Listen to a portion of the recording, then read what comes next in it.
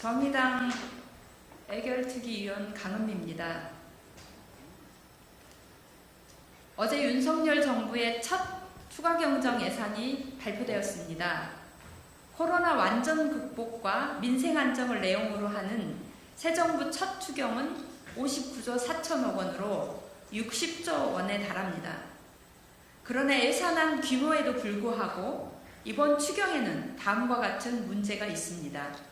우선 물가 상승에 대한 민생 대책은 미미하고 사회적 약자의 요구에 부응하는 예산은 거의 없습니다. 코로나19 지속과 러시아의 우크라이나 침공으로 물가가 급속히 올랐습니다. 특히 비료, 사료값도 급등했습니다. 특고, 프리랜서 등 노동자와 서민 가게가 어려워지고 농민 고통이 가중되고 있습니다. 그러나 이에 대한 재정 대책은 매우 미미합니다. 전국 장애인 차별철폐연대가 이동권 보장을 요구하고 있습니다.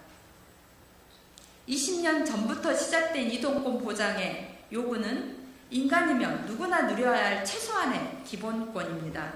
그럼에도 불구하고 이번 추경에 장애인 이동권 관련 예산은 단 한 푼도 없습니다. 윤석열 정부에게 서민과 장애인은 국민이 아닙니까? 다음으로 이번 추경의 재원은 기획재정부의 세수 오차에 따른 것으로 이에 대한 진실규명이 필요합니다. 2022년 본예산 국세 수입은 343조 4천억 원이나 이번 추경에 계산된 53조 3천억 원은 본예산의 15.5%나 초과합니다.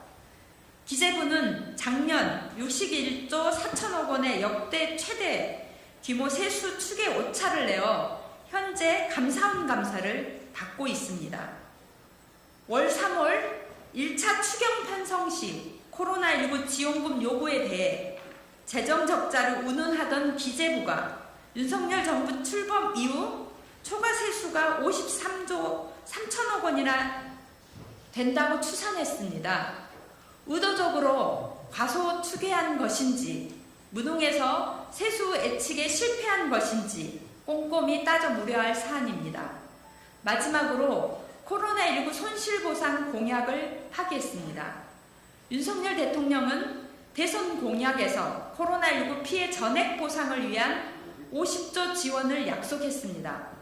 그러나 이번 추경에서는 1인당 600만 원에서 1000만 원씩 총 23조 원의 손실보존금을 지급하겠다며 당초 약속한 내용을 반토막 내었습니다.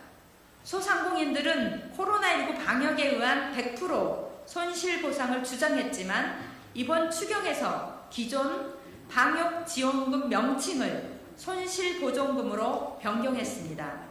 손실보상 소급 적용을 피하기 위한 눈가림입니다. 50조 원 규모의 임대료 나눔제로 소상공인 자영업자의 임대료 부담을 줄이겠다는 공약 내용은 추경에 아예 없습니다.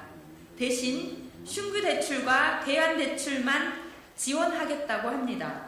대출금은 어차피 갚아야 할 부채입니다. 다시 소상공인과 자영업자들을 빚쟁이로 내몰고 있는 것입니다. 윤석열 대통령은 5월 10일 취임 연설에서 고성장을 언급했습니다. 대한민국 고성장의 이면에는 사회 양극화, 서민과 사회적 약자의 고통이 있습니다.